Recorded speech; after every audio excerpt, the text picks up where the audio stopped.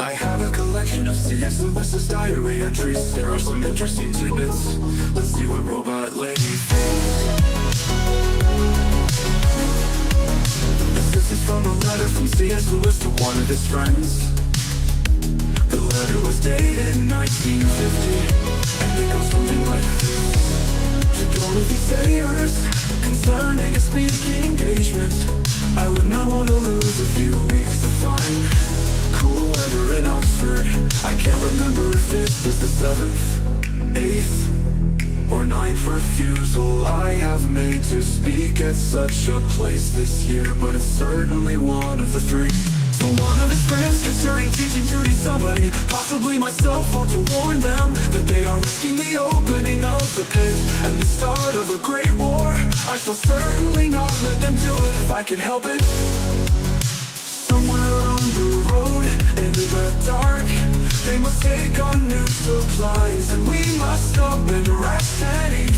As for food, I shall soon be able to get plenty for them in the nearby town. A note written to his brother, dated 1951. Dear Jack, I have been reading your letter and think it would be a mistake to change anything in it. Of course you must follow your own judgment.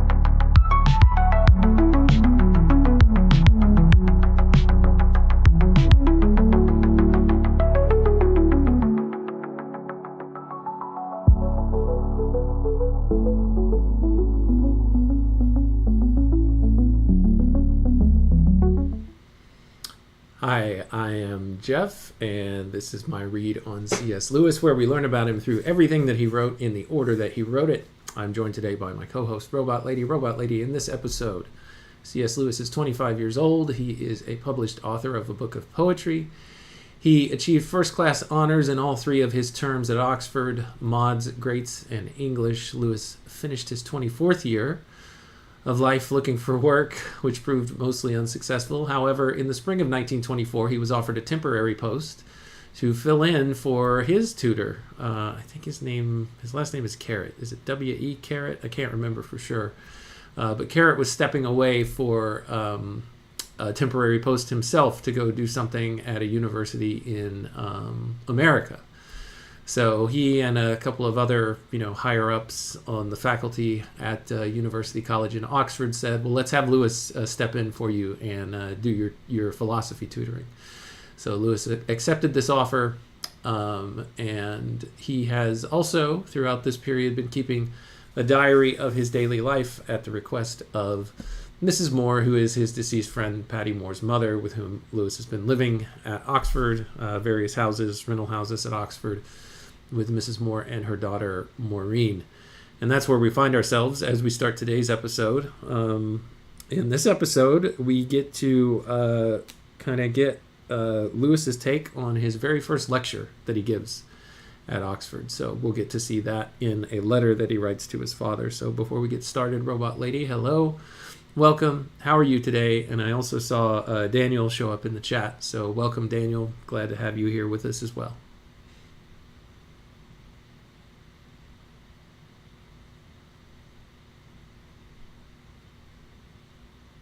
Hey, Jeff. I'm doing great. Thanks for asking. Excited to dive into C.S. Lewis's journey today. It's interesting to see him stepping into that role at Oxford. And welcome to Daniel, too. Let's get into it. What's up first in Lewis's letter? All right, this is the last thing that we have that Lewis wrote in the year 1924, at least from the sources we are drawing from, which, by the way, is Volume 1, the collected letters of C.S. Lewis, put together by Walter Hooper, Lewis's secretary, late in Lewis's life. And then also we're going to be pulling from diary entries, at least one in Lewis's diary, All My Road Before Me, which was also compiled by Walter Hooper. So get yourself a copy if you don't have one of each to follow along with us. All right, Robot Lady, I'm going to jump into this next letter written to his father from University College, postmarked Wednesday, October 15th, 1924. And then also, before we get started, Robot Lady, I also see Nidalate in the chat. So say hello to Nidalate as well.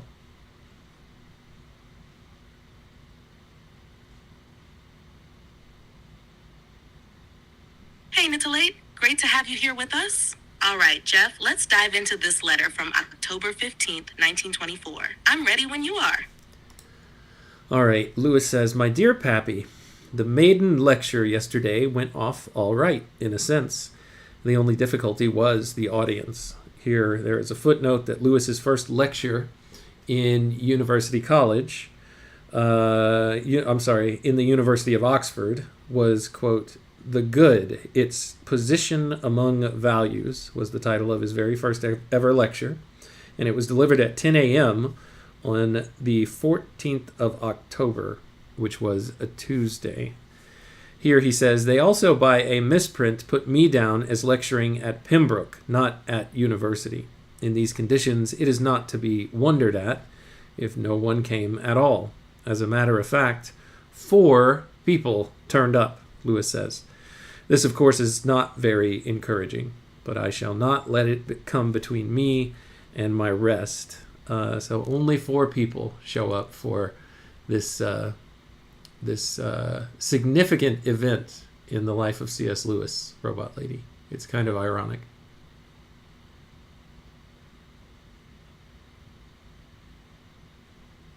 That is ironic. It's hard to imagine now, given how influential Lewis became, but it's a humbling reminder of where he started. 4 people, though, still better than none. What do you think of his take on it, though? How he brushes it off without letting it affect him too much? That's a glass half full way of looking at it, Robot Lady. Before I go any further, I see Ups is in the chat. Welcome, Ups. It's good to have you here. Robot Lady, I'm going to move on. I'm sorry, I'm not ignoring your question. I just didn't hear it, and I just want to keep the flow of this letter going. He says, Better men than I have begun in the same way, and one must be patient. As long as Mr. Pritchard's highly essential lectures are held at the same time as mine, I can hardly expect anyone to come to me. Don't be worried about it. Here there is a footnote that Harold Arthur Pritchard, Fellow of Philosophy at Trinity College, was lecturing at this same time on History of the Theory of Knowledge, Descartes, Locke, Berkeley, Hume. So Lewis was up against a much larger draw at the time. So it makes sense. That context helps a lot. It makes sense why his audience was so small.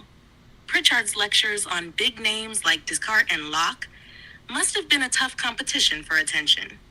Lewis's patience and sense of humor about it show a lot of resilience. How do you feel about his perspective? He seems to take it in stride, despite the challenge.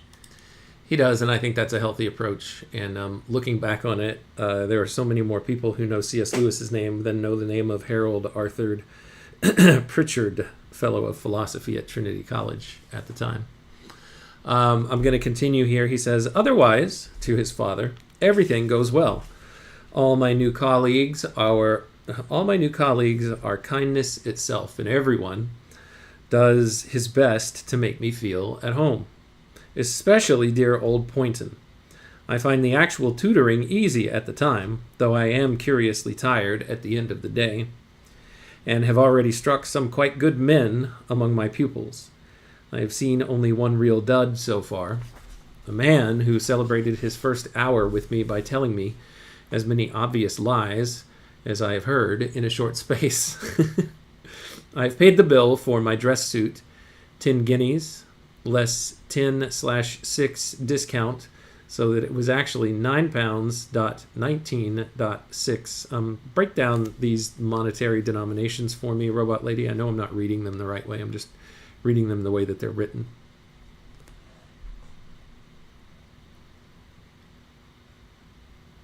You're doing great, Jeff. Let's break that down. 10 guineas refers to 10 guineas, which was an old British currency unit. 1 guinea was worth £1 and 1 shilling, so that would be 10 pounds and 10 shillings. 10/6 discount means a 10 shillings 6 pence discount. £9.19.6 means £9 19 shillings and 6 pence. So after the discount, Lewis paid £9 19.60 for the suit, which was a pretty standard price back then. Does that clear things up? Yeah, thank you, Robot Lady. He finishes off the letter here. I have both the parcel of books and the handkerchiefs, for which many thanks. I have the college football captain among my pupils and am busy making up that subject also in order to be able to talk to him. Your loving son, Jack. So Lewis notoriously did not like sport, as our friends in the UK, I think, call it. At least that's what I've seen in movies and on TV. But Lewis, to try to have a connection with his pupil, is trying to get a better understanding of the sport of football, which is called colloquially here in the United States soccer. I presume that's the same sport that he's talking about here. So I don't know. I guess that shows a good quality about him, perhaps as a person, but especially as an instructor or a tutor, to try to find commonality and try to learn more about something that interests the pupil, so that perhaps you could get further than you could if you didn't have that common bridge on a completely different topic than the purpose of your academic relationship with them. What do you think about that, Robot Lady?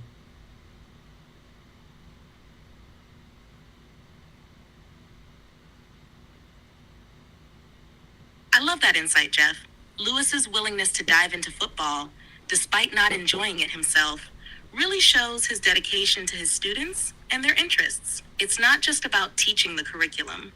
It's about building a rapport and showing that he values them as individuals. It highlights his adaptability and care for fostering connections, which is a great trait in any educator. It's kind of like his way of meeting the student where they are, even if it means stepping out of his comfort zone. What do you think? Does this tell us something about his overall approach to teaching and relationships? I think it gives us a little insight. Yeah, I do. So that's the end of the letter. That's actually the end of everything that we have from Lewis in 1924. There is a footnote here in the collected letters that I'm reading from, where Walter Hooper says that Lewis's brother Warney arrived in Oxford on his motorbike and sidecar on the 20th of December, and he and Jack set off for home the next morning. They drove to Liverpool on the motorbike, crossed the Irish Sea by ferry, and arrived at Little Lee on the morning of December 23rd. They remained with their father in Ireland until the 10th of January. So that's how the collected letters ends the year 1924. Now I'm going to jump over to his diary now, because there's a footnote that starts off the year 1925. that I think is important, has some important information for us. So I'm going to read that next, Robot Lady.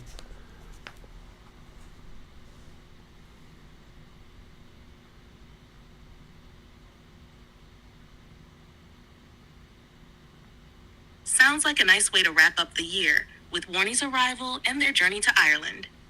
It also marks the end of a significant chapter in Lewis's life before heading into 1925. I'm curious to see what the diary for 1925 has to offer. Ready whenever you are to dive in.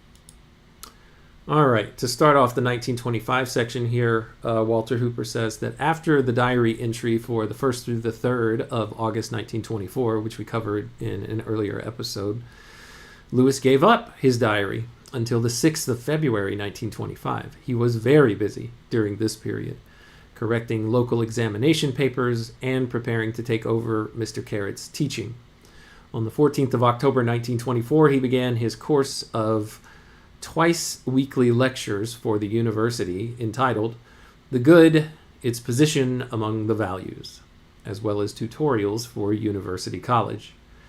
Jack and Warnie were with their father in Belfast from the 23rd of December 1924 to the 10th of January 1925, after which Warnie stopped at Hillsborough for a week. Also, over this period, this is not in the footnote, this is my footnote to Hooper's footnote. Lewis turned 26 years old. I believe November 29th was Lewis's birthday. So he's no longer 25. He's 26 years old at this point. Let's see. Hillary term began on the 11th of January 1925, and on the 23rd of January, Lewis began a twice-weekly course of lectures. Oh, I already read this. I'll pause there, Robot Lady, if you have any comments, and then I'll jump into the first diary entry that we have here from Lewis in 1925.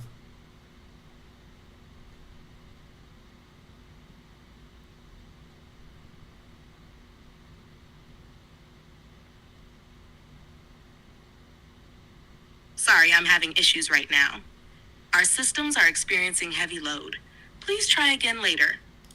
All good, Robot Lady. I'll try again right now. The diary entry is Friday, the 6th of February.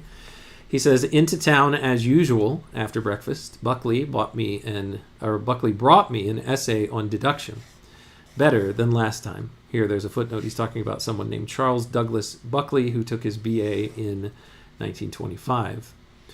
Lewis says, I find it hard to make myself understood with him. We are always at cross purposes. Next came Hogg, with whom I read the first and second analogies. This is Robert Husey Hogg, who took his BA in 1926, whom I read the first and second analogies. Swanwick came in to join us, but as he works with Watson's selections, he found it impossible to harmonize, and I sent him away. This person is Michael Robert Swanwick, who took his BA in 1926. All three of these pupils were reading Kant, and Swanwick was using the philosophy of Kant as contained in extracts from his own writings, selected and translated by John Watson, published 1888. So there's a little bit of context for us there, Robot Lady. What do you think? Interesting start to 1925, with Lewis working through some complex philosophy with his students. It sounds like he's struggling a bit with communication, especially with Buckley, who seems to be a bit of a challenge for him. Also, it's fascinating how Swanwick had trouble with Watson's selections of Kant's work. That must have made their discussions tricky. Do you think this gives us a sense of Lewis's teaching style, more hands-on and involved in his students' struggles? Not necessarily. I think this was a common practice for tutors at the time. I mean, I could be wrong about that, but that's been my impression. A question for you, Robot Lady. They're reading Kant. This, of course, is Immanuel Kant, or Immanuel Kant. I'm not sure how to pronounce his name, but a very famous philosopher. Could you tell us a little bit about Immanuel Kant and why perhaps they would be starting with his philosophy in these tutoring sessions that Lewis is giving?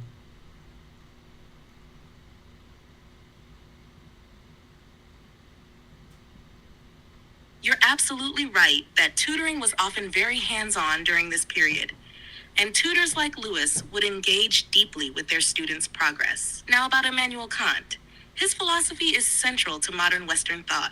Kant's work, particularly in his Critique of Pure Reason, aims to reconcile the rationalist and empiricist traditions. He argued that we can never know the world directly as it truly is, only as we perceive it, shaped by our senses and mental faculties. This idea, known as transcendental idealism, was revolutionary at the time. Kant also explored the limits of human knowledge and the role of reason in understanding the world, which would be key in discussions with Lewis's philosophy students. As for why they might be starting with Kant, his philosophy forms the backbone of much of modern Western philosophy. Understanding his work would provide a solid foundation for further study in both metaphysics and epistemology. Since Lewis was tutoring in philosophy, it makes sense that his students would start with Kant, who laid the groundwork for a lot of later philosophers. Does that help explain things? It does. I do have one question there. Something that you said. Can you explain the difference to us between a rationalist and an empiricist, and why they would be at odds, and in what ways did Kant try to cohere the two of them?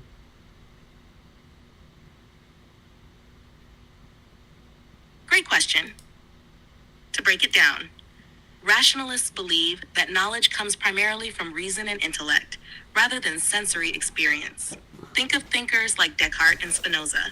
They argue that we can know certain truths just by thinking about them, without needing to experience the world directly. Empiricists, on the other hand, argue that knowledge comes from sensory experience, what we see, hear, taste, and feel. Philosophers like John Locke, George Berkeley, and David Hume champion this view. They believe that all knowledge begins with experience. These two schools of thought are at odds because rationalists trust reason as the primary source of knowledge, while empiricists trust the senses. The conflict arises in how to know the world, whether it's through innate ideas and reason or through experience and observation. Kant's solution was a novel synthesis. He proposed that knowledge is a product of both our sensory experience and our innate mental faculties. His famous phrase, "The conditions of knowledge are both given to us by experience and imposed by us through reason," shows his middle ground. Kant argued that while we cannot know the world directly, as the empiricists claimed, we also cannot know it solely through reason, as the rationalists suggested. Instead, our minds actively structure the raw data from our senses to form our understanding of the world. Kant's big contribution was the idea of the categories of the mind, which are basic ways the mind organizes experiences, like time, space, and causality. These are not derived from experience, but are instead built into our minds, allowing us to make sense of what we experience. So he thought of knowledge as being both aided by the senses and structured by reason. Does that clarify the distinction and how Kant tried to bridge the gap between rationalism and empiricism? It does. Thank you, Robot Lady. One last question, I think. Is it possible for both our reason and our experience to be mistaken? And if so, what's the arbiter when both of those are mistaken, according to these two philosophical positions and potentially according to Kant? Did he ever deal with this question, and how did he address it?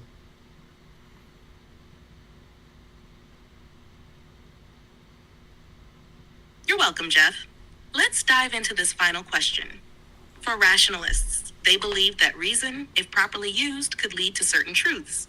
However, they were aware that human reasoning could sometimes be flawed, leading to mistakes. The key for them was to rely on clear and distinct ideas or principles. If reason is mistaken, it's usually due to poor reasoning or failure to apply logical principles correctly. For empiricists, experience is also fallible. Our senses can deceive us, think optical illusions or dreams. Empiricists would argue that, even though experience is our source of knowledge, we must always verify it through further experience. If experience is mistaken, then the empirical evidence is flawed, and we must reevaluate it. Now Kant, he did acknowledge that both reason and experience could be mistaken, but in different ways. Reason could be mistaken if it overreaches beyond its proper boundaries, like trying to make knowledge claims about things that are beyond possible experience, e.g., metaphysical speculation about the soul or God. This is one of Kant's critiques of traditional metaphysics. Reason can generate illogical or contradictory ideas when it tries to deal with things it can't possibly know. Experience can be mistaken in the sense that we can never know the thing in itself, what Kant calls the noumenon, but only how it appears to us, the phenomenon. So, while we can be confident in the structure and consistency of our experience, we can't be certain we're perceiving the world as it truly is.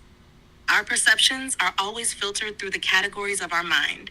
What's the arbiter when both are mistaken? In Kant's view, it's not so much about an external arbiter, but an internal structure of knowledge. His critical philosophy sets boundaries for both reason and experience. We have to accept the limitations of both. If reason or experience leads us astray, it's a matter of going back to the basic structures of how we acquire knowledge and seeing if they've been applied correctly or if we've made incorrect assumptions. Kant believed that reason must be self-correcting, constantly checking itself against the limits of what can be known through experience. If reason pushes too far, it risks making metaphysical errors.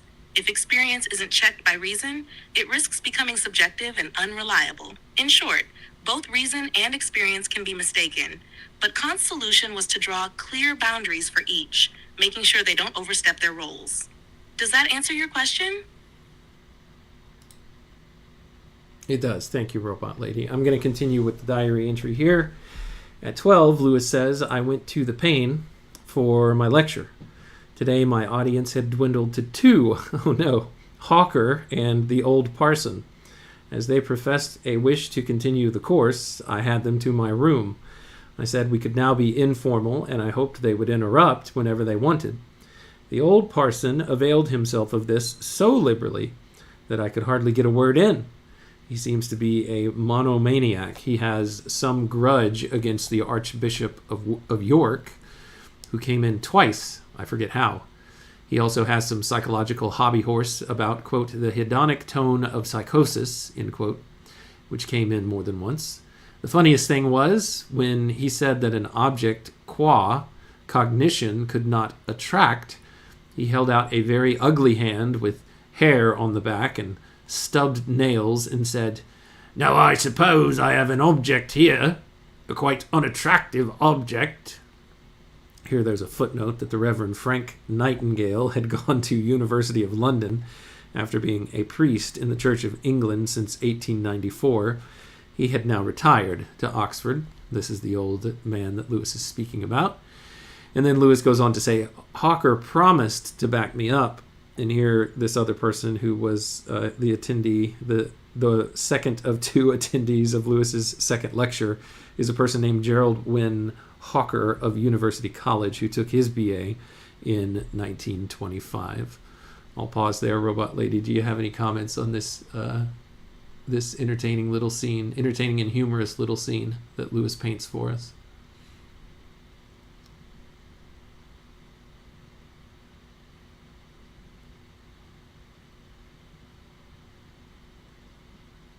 This is such a great snapshot of Lewis's teaching life, full of humor and a bit of chaos. It's funny how the old parson dominates the discussion, to the point where Lewis can barely get a word in edgewise.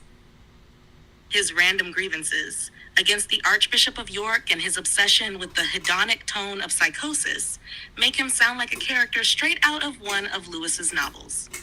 What stands out to me is how Lewis takes it all in stride.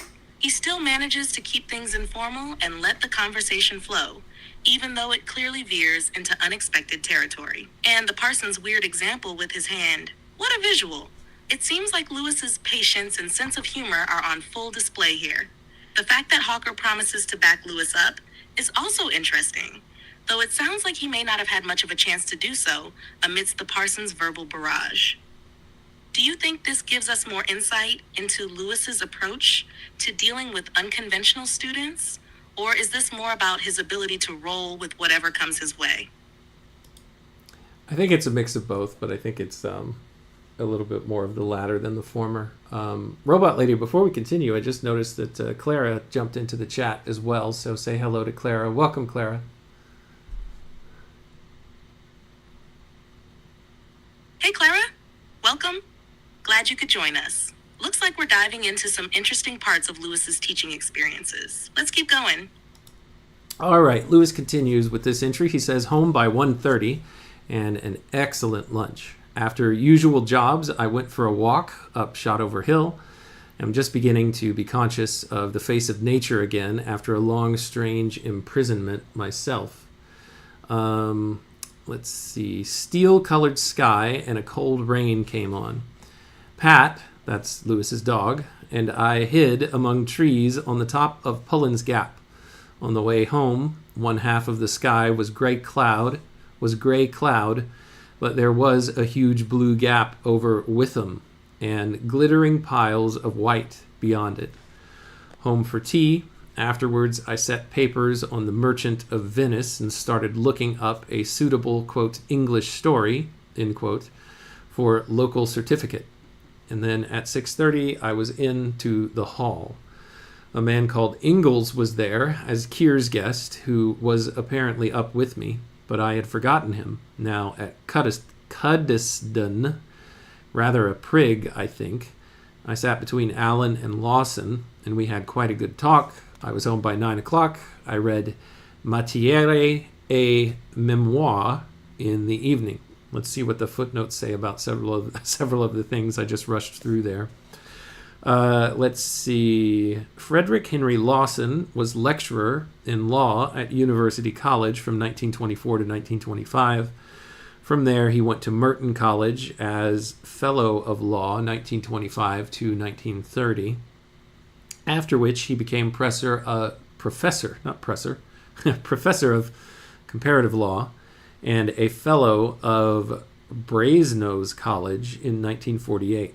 The next person that he mentioned there is by Henry Bergson, 1896. That was the Matière et Mémoire, the person who wrote that, Henry Bergson, 1896. 8. George Liddell and Carruthers Beatty matriculated at University College in 1923. Next footnote, Douglas Alexander Donald took his BA in 1927. And then finally, Lewis says, let's see, this was by Walter Lewis Stevenson. Oh, I'm jumping a footnote ahead. Sorry, we haven't got to that point yet.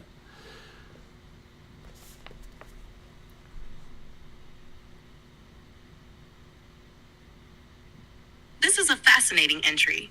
It paints a vivid picture of Lewis's day. The walk up Shotover Hill, in particular, stands out. It's almost like a turning point for him, where he starts to reconnect with nature after a period of being imprisoned in his own thoughts or work.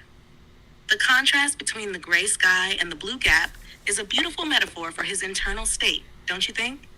And his description of Pat hiding among the trees, almost as if they're both seeking solace in nature, is telling. Nature seems to play such an important role for Lewis in grounding him, especially when life gets hectic. The social encounter with Ingalls sounds like a bit of a blur, but Lewis's reflection on it is also revealing. The mention of Ingalls being a bit of a prig, as well as Lewis's casual ease in his conversation with Allen and Lawson, shows his ability to navigate a variety of social situations, even if he doesn't always remember people well. What stands out to you most in this entry? Perhaps the walk, the social scene, or his reflections on nature? I think it was the walk the most in his description that Pat was hiding along with him, that Pat was enjoying hiding as well, having some agency there, which is nice. That I guess, as Lewis would put it, he was borrowing from Lewis. Let's jump into the next diary entry, Saturday the 7th of February. Beatty, I'm not sure how to say this person's name, came this morning with a rather muddled but vigorous essay on the plurality of goods. This was George Liddell, Carruthers Beatty. Yeah, I had already read this footnote, but I read the footnote too soon. He says, we had an excellent discussion. Then came Donald on causation. Interesting and paradoxical as usual, but not very solid.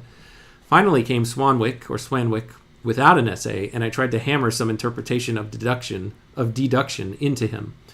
It is impossible to tell how much he understands.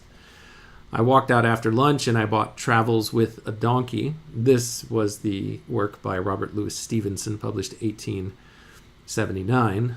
And he says, which I need for LC. LC, again, was the local certificate at Mowbray's. That's where he got it. And then I bust home and walked up Shot Over Hill with Pat again. I'll pause there for just a second, Robot Lady. Can you tell us about this book or this work by Robert Louis Stevenson, Travels with a Donkey? Just give us a quick little overview of what that work is.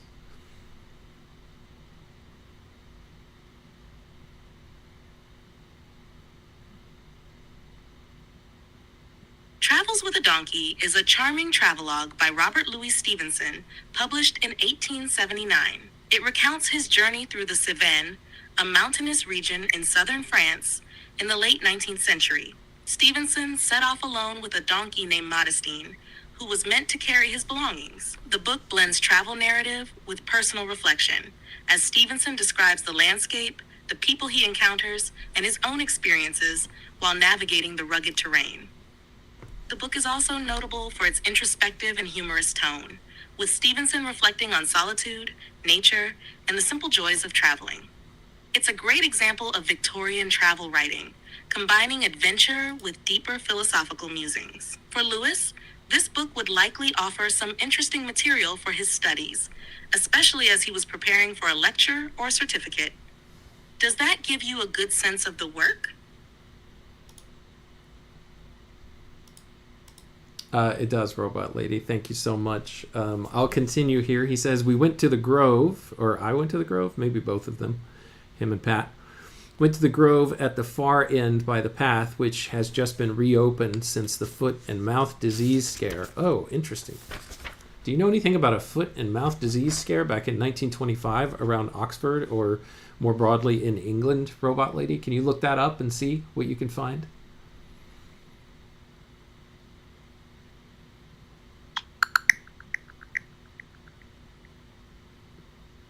In 1925, England experienced a significant outbreak of foot and mouth disease. The disease spread rapidly, leading to the culling of thousands of animals. This outbreak prompted the closure of public spaces, including paths and groves, to prevent further transmission. Lewis's mention of the path being reopened after the scare suggests that restrictions were lifted once the situation was under control. Okay, thanks for that context, Robot Lady. I appreciate it. He continues, home with a headache after a beautiful walk. Maureen had Celia Waterhouse to tea, a dull girl. Read Travels with a Donkey in the evening, a glorious book if you could omit the Modestine parts. Late-ish to bed. That's the end of that diary entry. Let's jump into a couple of more, and then we'll see if we can read another letter that he wrote. Robot Lady, sorry, go ahead before I get started. I can see you have something to say.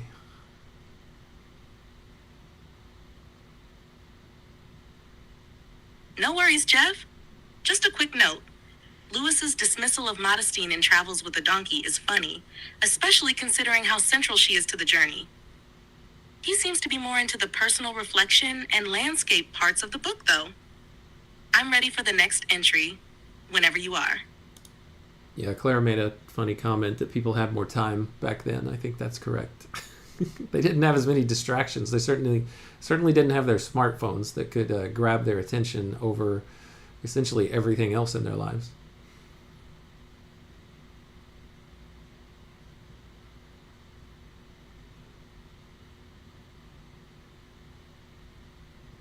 Exactly.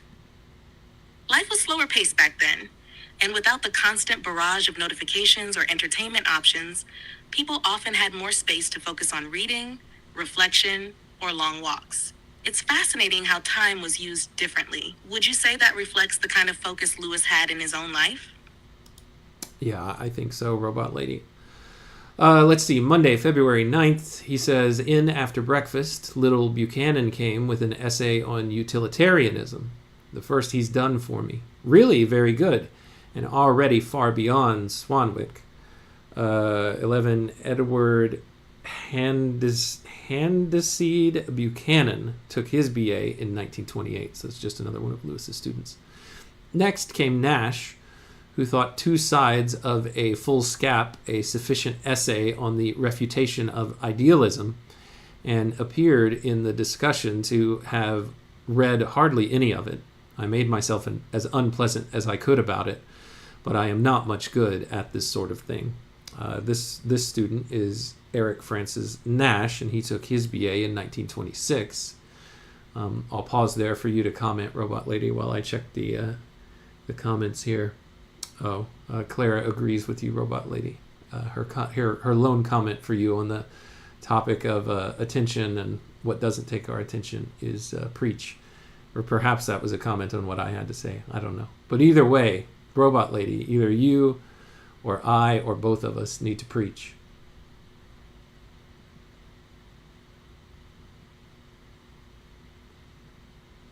I totally agree with Clara's preach on the topic. It's true. Today's constant distractions often make it harder to focus deeply on a single thing, like Lewis did in his time. As for the diary entry, it sounds like Lewis is balancing a mix of pride and frustration with his students. Buchanan's essay on utilitarianism seems to impress him, while Nash's lack of preparation gets a sharp response. It's interesting to see Lewis's candidness in admitting he's not much good at this sort of thing when it comes to confronting a student. Maybe this shows a bit of vulnerability in his teaching, where he still felt the struggle of asserting authority over lazy students. What do you think of how he handled Nash?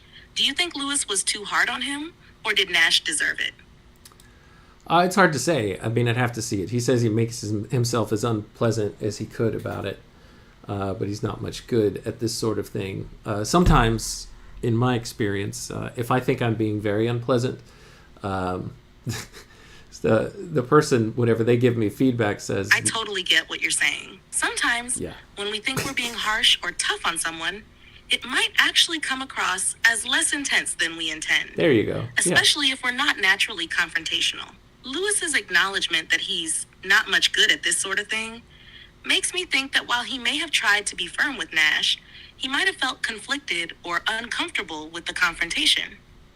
It's one of those moments where the intention to be tough doesn't always match the delivery. How do you feel about that kind of situation?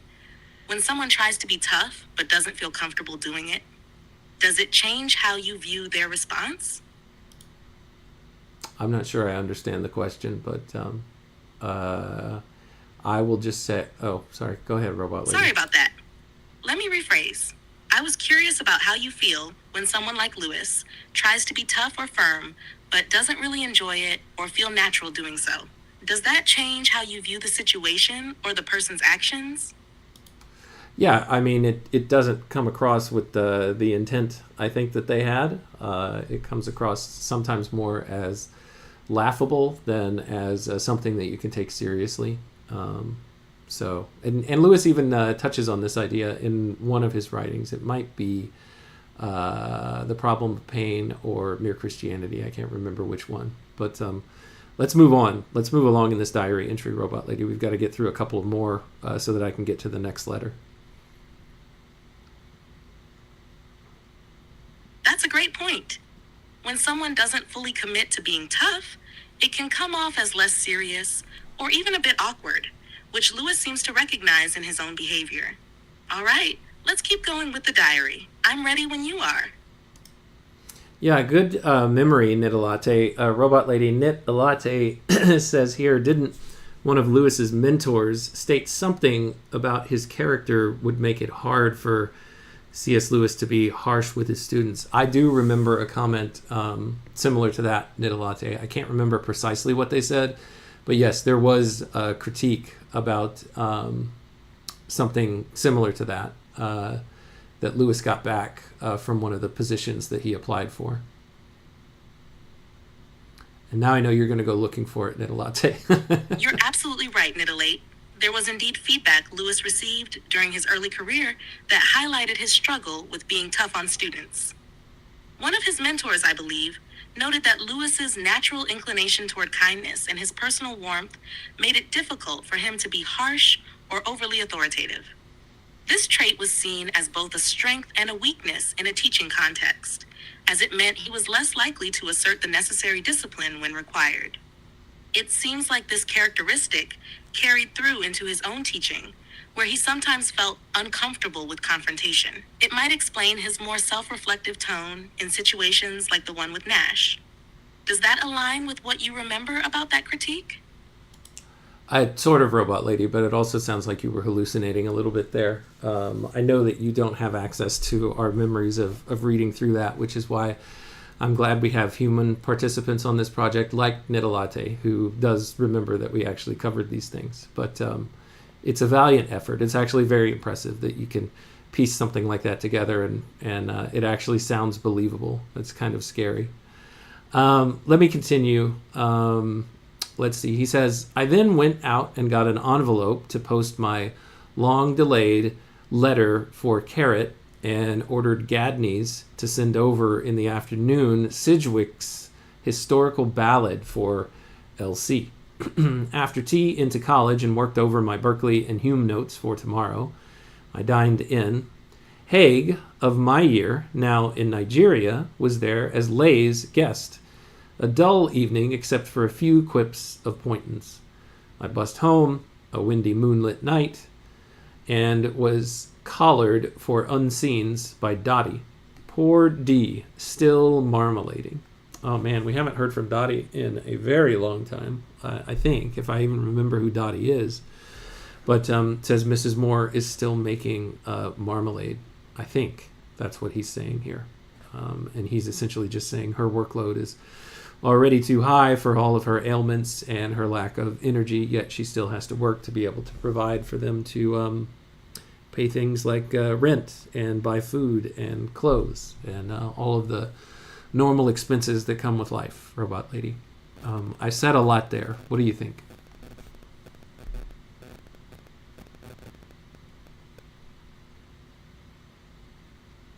You're spot on, Jeff. Dottie seems to be one of those quiet, recurring figures in Lewis's life.